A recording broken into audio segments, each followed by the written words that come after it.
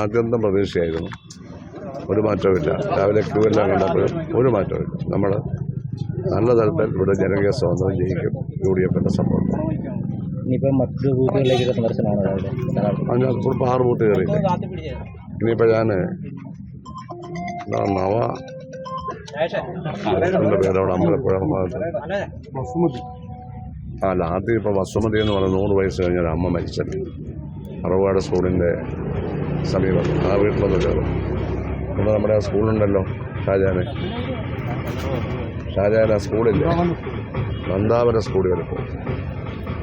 അവിടെ സാധാരണ മറ്റ് ഏജന്റുമാരെ ഇരുത്താൻ സമ്മതിക്കത്തില്ലെന്നാണ് പറയുന്നത്.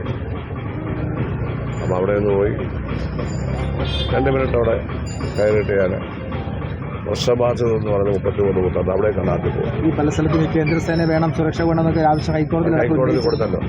ജില്ലാ പോലീസ് മേധാവി തള്ളിയല്ലോ.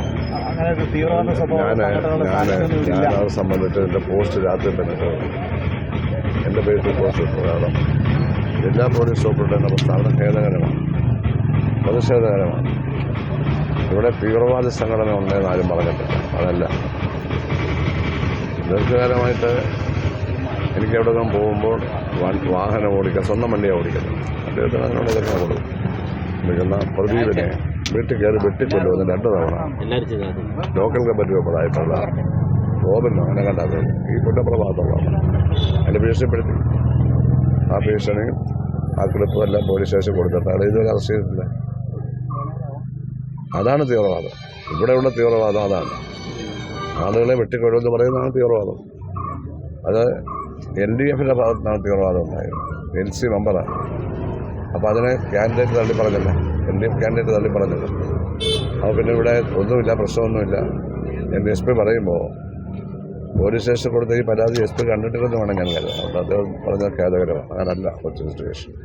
അതുകൊണ്ട് ഇവിടെ തീവ്രവാദികൾ വന്നാൽ തമ്പടിച്ചൊന്നും ഞങ്ങളാരും പറഞ്ഞിട്ടില്ല. അങ്ങോട്ട് പ്രശ്നമില്ല. അതാണ് പറയാം.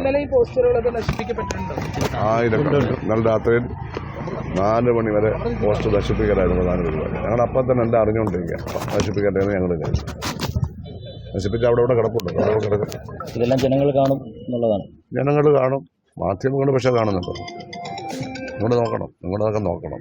ഞങ്ങളൊന്നും ചെയ്യുന്നില്ല. ഒരു പോസ്റ്റ് പോലും കയറുന്നതെന്ന് ഞാൻ പറയുന്നത്. എൻ്റെ ആവശ്യമില്ല.